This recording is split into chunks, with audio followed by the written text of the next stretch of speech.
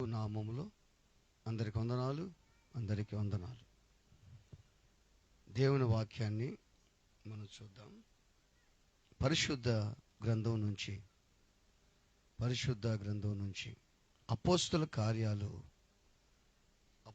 కార్యాలు 16వ అధ్యాయము మొట్టమొదటి వాక్యం చదువుదాం. అపోస్తుల కార్యాలు 16 మొట్టమొదటి వాక్యం.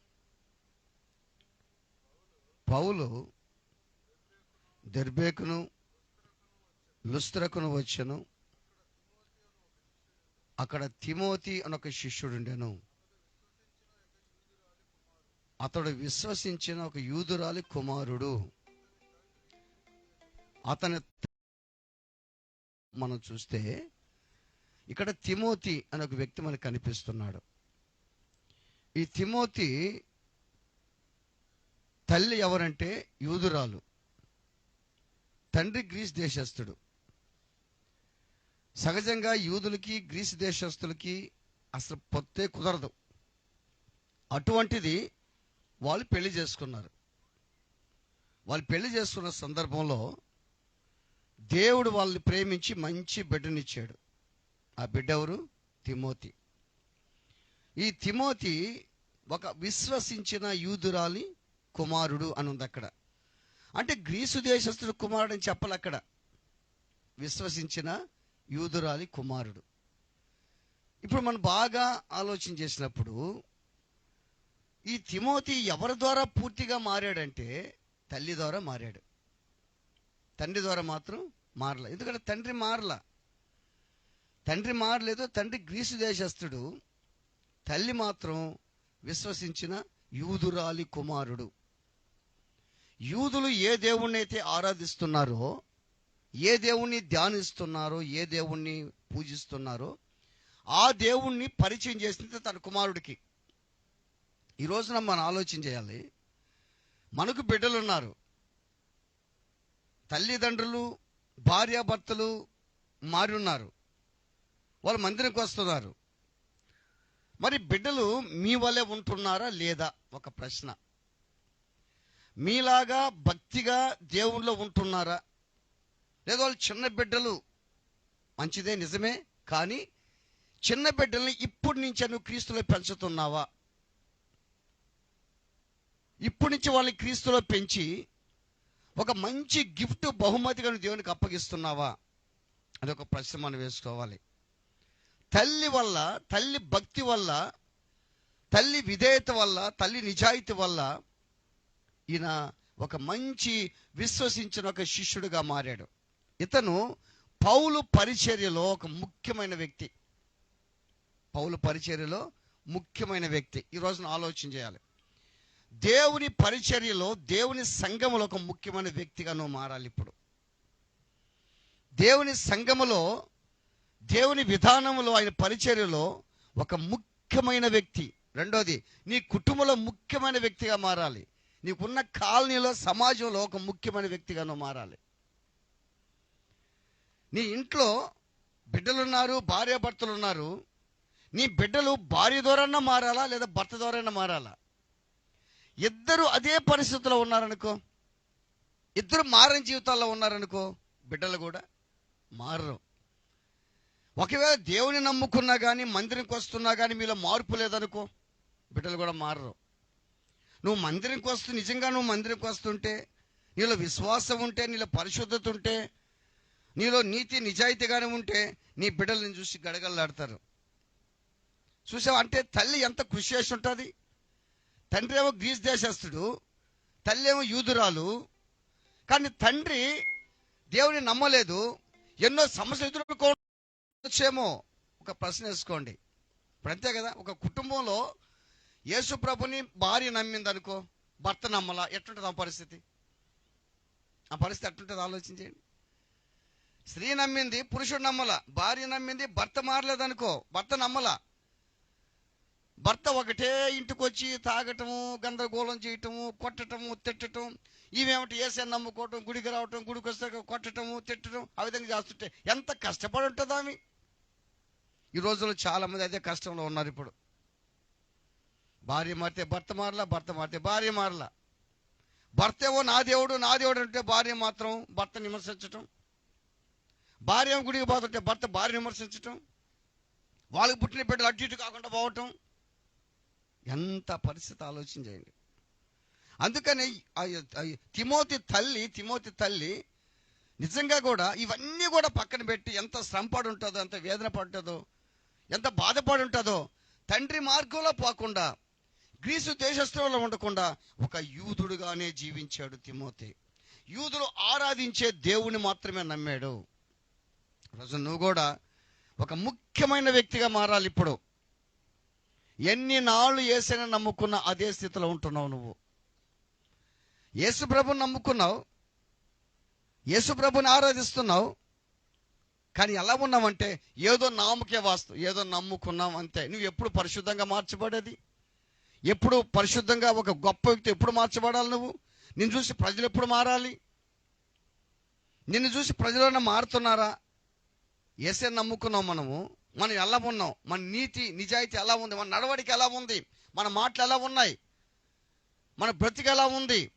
మనం పోతుంటే ప్రజలు నిజంగా వీళ్ళారా విశ్వాసులు అంటే అంటున్నారా? వీళ్ళారా క్రైస్తవులు అంటే అంటున్నారా? మనలో ఉండటం లేదు, ఆ జీవితం మనలో ఉండటం లేదు. మనం ఆలోచన చేయాలి. నిజమే కదా, నేను యేసే నమ్ముకున్నాను, నన్ను చూసి ఎవరు మారుతున్నారు? నువ్వు మందిరికి రావటం ఏందో పోవటం ఏందో. కానీ భార్యను బట్టి భర్త మారాలి, భర్తను బట్టి భార్య మారాలి. ఇద్దరు మారకపోతే బిడ్డలు ఎట్టుంటారు? అందుకనే ఈ తిమోతి తల్లి వల్ల తిమోతి మారినట్టుగా మనం చూస్తాము. మన తల్లి తండ్రి ఎవరు? దేవుడే. పాట కూడా పాడుతాం కదా, నా తల్లియు నీవే నా తండ్రియు నీవే అని అంటుంటా. నిజంగా తల్లి విడిచినా తండ్రి విడిచినా యెహోవా చారదీయును అన్నది కదా బైబిల్లో. నిజంగా మన తల్లి తండ్రి అంటే దేవుడే. నీ తండ్రి ఎలా ఉన్నాడు? ఒక ప్రశ్న. ఇప్పుడు నీ తండ్రి మారొచ్చు, మారకపోవచ్చు. నిన్ను కన్న తండ్రి లోకంలో ఉండొచ్చు, బస్తత్వంగా తిరగవచ్చు నిన్ను కన్న తండ్రి.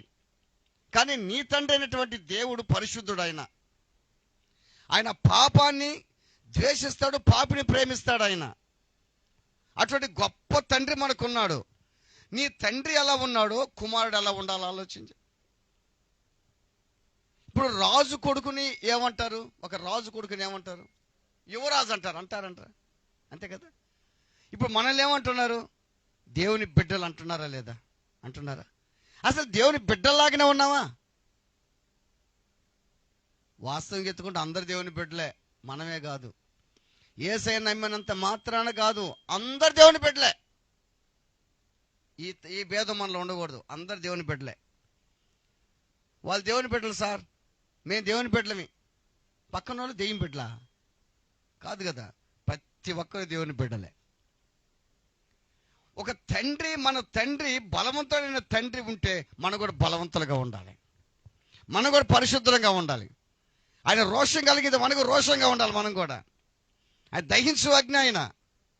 ఆయన చిత్తం, ఆయన ఉద్దేశం ఏంది? తండ్రి ఉద్దేశం ఏంది? ఆ ఉద్దేశం నెరవేర్చడానికి నువ్వు మారినావు. ఎవరొక ద్వారా నువ్వు మారావు, ఏదో వ్యక్తి ద్వారా నువ్వు మారావు, కానీ నీ ద్వారా ఎంతోమంది మారాలి అంటే తల్లి యూదురాలు, విశ్వసించిన యూదురాలి కుమారుడు. నువ్వు కూడా నీలో విశ్వాసం ఉండాలి, నీలో పరిశుద్ధత ఉండాలి. ఆ పరిశుద్ధత నీలో ఉన్నప్పుడు నిన్ను చూసి అనేక మంది మారుతారు. ఆ తల్లి గురించి మాట్లాడతారు చూడండి ఇక్కడ. 2వ తిమోతి పత్రిక 1వ తిమోతి పత్రిక 1వ అధ్యాయం 5వ వాక్యం. 2వ తిమోతి పత్రిక 1:5. నా ప్రార్థనల యందు ఎడతెగక నిన్ను జ్ఞాపకం చేసుకొనుచు నీ కన్యలను తలంచుకొని నాకు సంపూర్ణ ఆనందము కలుగుటకై నిన్ను చూడాలని రేయింబౌలు అపేక్షించుచు నీ అందున్న నిష్కపటమైన విశ్వాసము జ్ఞాపకం చేసుకొని నీ పితృాచార ప్రకారము నిర్మలమైన మనస్సాక్షితో నేను సేవించుచున్న దేవుని ఎడల కృతజ్ఞుడని ఉన్నాను. అప్పుడు చూడండి, ఆ విశ్వాసము మొదట నీ అవ్వ అయిన లోయలోను నీ తల్లి అయిన యునికీలోను వసించెను. చాలు. చూసావా? అంటే తిమోతి తల్లి పరిశుద్ధురాలు, అవ్వ కూడా, చెప్పండి, అవ్వ కూడా పరిశుద్ధురాలు. అంటే తండ్రి క్రీస్తు దేశస్థుడు కదా. తండ్రి అంటే తండ్రి నాన్న అవ్వ కాదు, వాళ్ళు కాదు, నాన్న కాదు. ఇప్పుడు ఎవరు? అమ్మ. అంటే తిమోతి తల్లి యునకేనులను లోయలోను, వాళ్ళ తల్లి లోయలోను ఆ విశ్వాసము వసించెను. అంటే బాగా వినండి, కుటుంబం అభివృద్ధి చెందాలంటే స్త్రీ పాత్ర చాలా ప్రాముఖ్యత. భర్తే ఉంది, పనికి పోతూ ఉంటాడు, వస్తూ ఉంటాడు, ఏదైనా భార్య కావాలంటే తెచ్చిస్తూ ఉంటాడు, బిడ్డలకి ఇస్తుంటాడు. ఆ బిడ్డలు చూసుకునేది భార్యే. ఇల్లాలు కానీ బాగుంటే ఇల్లు కూడా బాగుంటుంది. ఇల్లాలు బాగలేదు, ఇల్లు బాగుంటుంది, బిడ్డలు బాగుండవు, భర్త కూడా బాగుంటాడు. భర్తను సరి చేసుకునేది ఇల్లాలే, భార్యే. భర్తను సెటిల్ చేసేది భార్యే. బిడ్డల్ని బాగా మార్చుకునేది భార్యే. చూడండి, బాగా ఆలోచించండి. మరి కుటుంబంలో తిమోతి తల్లి ఏ విధంగా తిమోతి మారేదానికి ప్రోత్సహించిందో, నీ ఇంట్లో కూడా నీ భార్య, నీ తల్లులు కూడా బిడ్డల పట్ల శ్రద్ధ చూపించాలి. భర్త పాత్ర ఏముండదు, మందిరకు వస్తూ ఉంటాడు, పోతూ ఉంటాడు, మారాడు, మంచిదే, మంచిగా మారాడు. కానీ ఇంట్లో తల్లి బిడ్డల్ని వాక్యం చదివించాలి, చదివొస్తే ప్రార్థన చేయించాలి, పాటలు నేర్పించాలి, పరిశుద్ధతలో పెంచాలి, వాళ్ళని నీతి మార్గంలో పెంచాలి, నీతి మార్గంలో నడిపించాలి వాళ్ళని. అట్లా నడిపిస్తేనే బిడ్డలు అభివృద్ధి చెందుతారు. అప్పుడు దేవుడు సంతోషపడతాడు. అబ్బా నిజమే, నా కుమార్తె, నా కుమారుడు, నేను నా కుమార్తెను మార్చుకున్నాను, నన్ను చూసి నా కుమారుడు మారాడు, వాళ్ళకి పుట్టిన బిడ్డలు కూడా నా కుమార్తె మంచి పాత్ర పోషిస్తుంది. దేవుడు సంతోషపడతాడు. అసలు దేవుడు ఎంత సంతోషపడుతున్నాడా, బాధపడుతున్నాడా? పక్కన వాళ్ళు అసలు వీళ్ళు ఎందుకు మారారు అనుకుంటున్నారా? స్త్రీ పాత్ర చాలా ప్రాముఖ్యత. స్త్రీ పాత్ర బైబిల్కి ఒక ఆమె ఉంది, ఆమె పేరు హన్నా. లేక పుట్టాడు. ఎవరు? సమూయేలు. అయ్యా, ఒక మగబిడ్డను కానీ నాకు ఇస్తే వాడు బ్రతుకుతాడని నీకే ఇచ్చేస్తానయ్యా, వాడిని సేవ చేస్తాడయ్యా, గొడ్రాలు అనే నింద తీసేయ్యా అని ప్రార్థన చేసుకుందామి. ప్రార్థన చేసుకుంటే దేవుడు ఆమెను ప్రేమించి ఒక బిడ్డనిచ్చాడు. బలిపీఠం దగ్గర షిలోహులో ప్రార్థన చేసుకుంది, మందస్సు దగ్గర ప్రార్థన చేసుకుంది. ఆ ప్రార్థన ఆలకించిన దేవుడు ఆమెను ప్రేమించి ఒక మంచి మగబిడ్డనిచ్చాడు. సమూయేలు న్యాయాధిపతి, పరిశుద్ధుడైన అటు సమూయేలు దేవుడిస్తే చిన్నప్పటి నుంచే ఆ సమూయేలుని పెంచుతా వచ్చింది హన్నా. ఏమని చెప్పుంటా తెలుసా?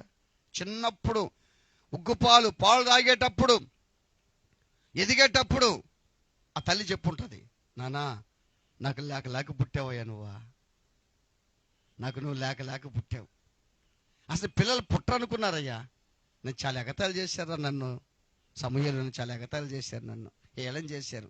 అయితే నేను ప్రార్థన చేసుకున్నా, తండ్రికి ప్రార్థన చేశా, నాకు కానీ మగబిడ్డ పుడితే నీకు ఇచ్చేస్తానని చెప్పి ప్రార్థన చేసుకున్నా.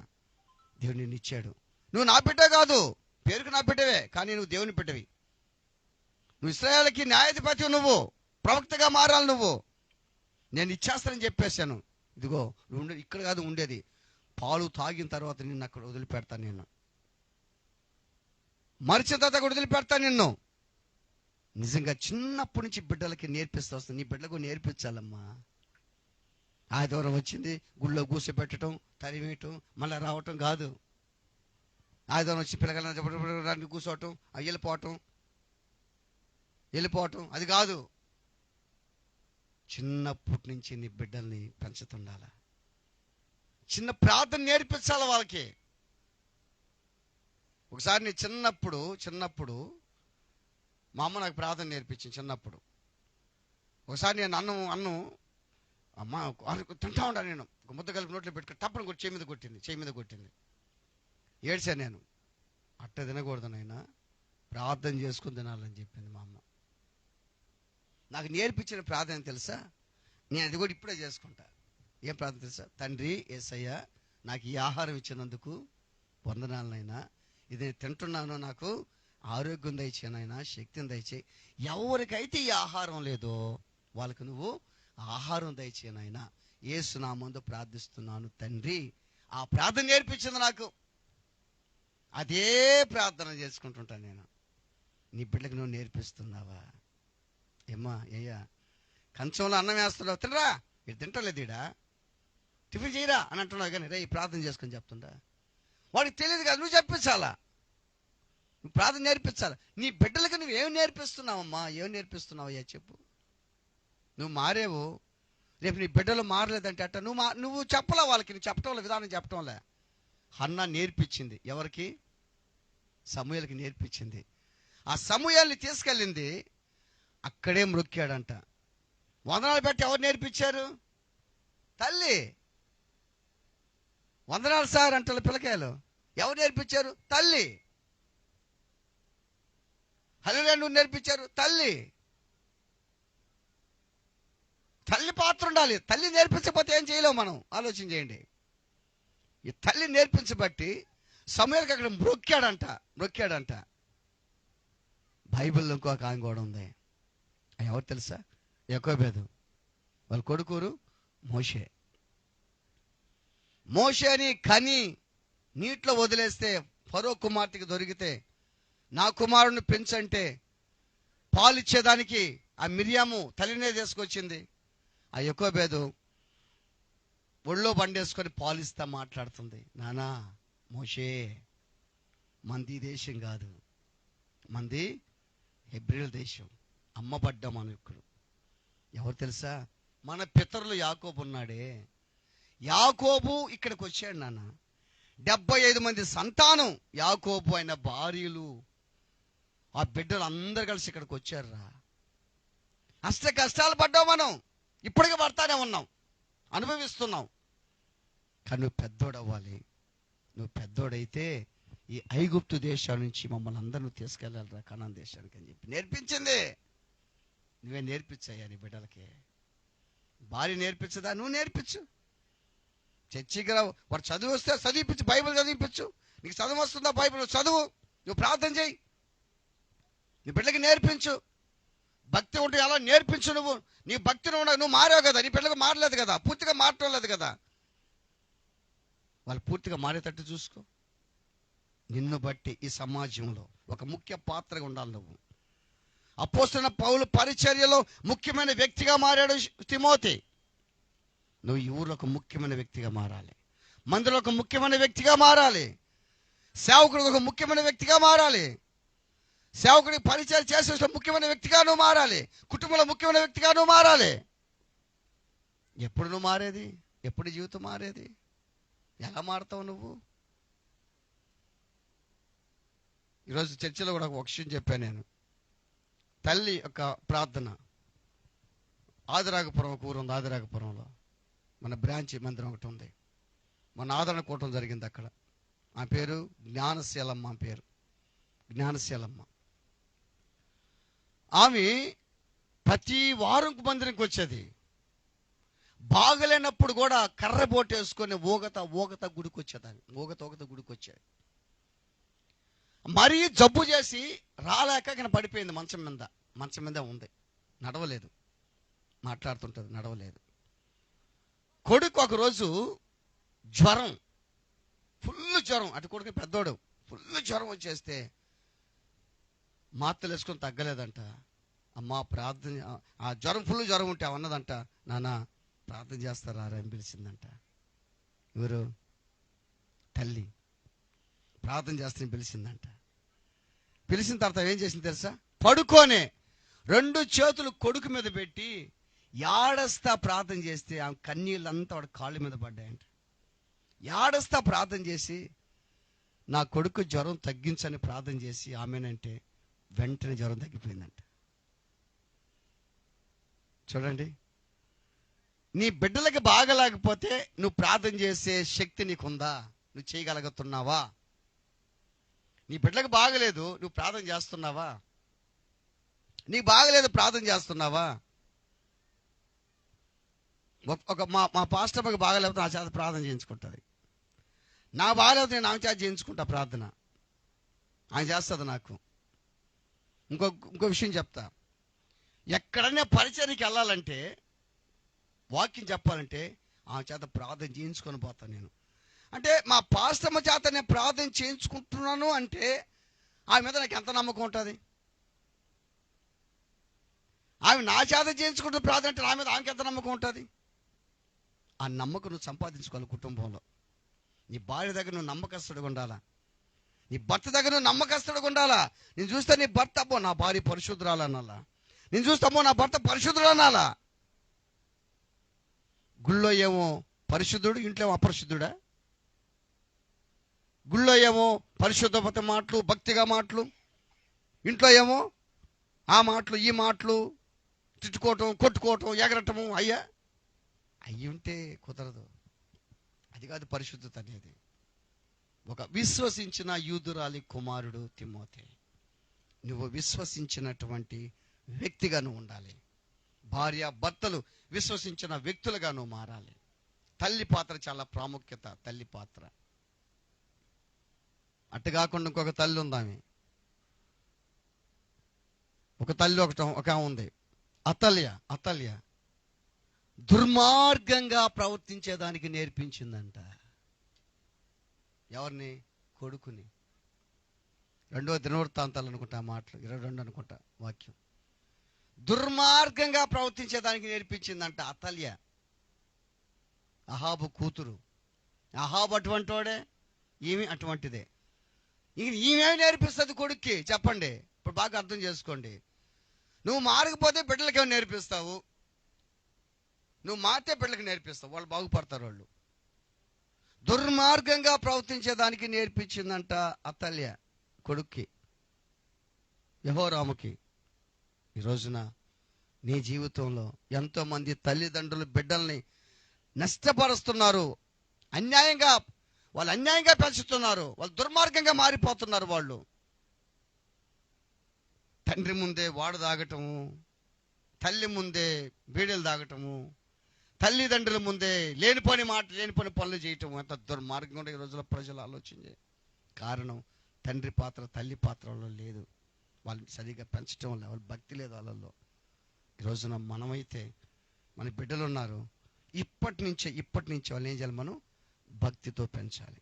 ఇప్పటి నుంచే వాళ్ళు అన్నం తింటునేటప్పుడు, వాళ్ళు తింటుంటే గుండెలో కలుపుకుంటూ ఉంటుందా, తినే ముందు ఏం చేయాలి? నాయనా ప్రార్థన చేసుకొని తినాలని చెప్పు. వాడికి తెలియదు, నువ్వు నేర్పించు ప్రార్థన. నువ్వు నేర్పిస్తావు, నేర్చుకుంటాడు. వాడు రేపు ఇంకొకటి నేర్పిస్తాడు. వాడు. Praise the Lord. హల్లెలూయా. ఈ రోజున ఆలోచన చేయి. తిమోతి తల్లి యూదురాలు, ఆమె తల్లి కూడా యూదురాలు, పరిశుద్ధురాలు, భక్తిపరురాలు. వాళ్ళు అట్ట మన జీవితంలో నువ్వు భక్తిపరుడుగా ఉండాలి, నీ భార్య భక్తిపరురాలుగా ఉండాలి, నీ బిడ్డ కూడా భక్తిపరులుగా ఉండాలి. ఆ భక్తే మనల్ని పరలోక రాజ్యంలో చేరుస్తుంది. ప్రార్థన చేసుకుందాం, తల్ల వంచుదాం, కళ్ళు మూసుకుందాం, ప్రార్థన చేసుకుందాం. దేవుడు వాక్యం ఫలించినట్లుగా ప్రార్థన చేసుకుందాం. తల ఉంచి కళ్ళు మూసుకుందాం.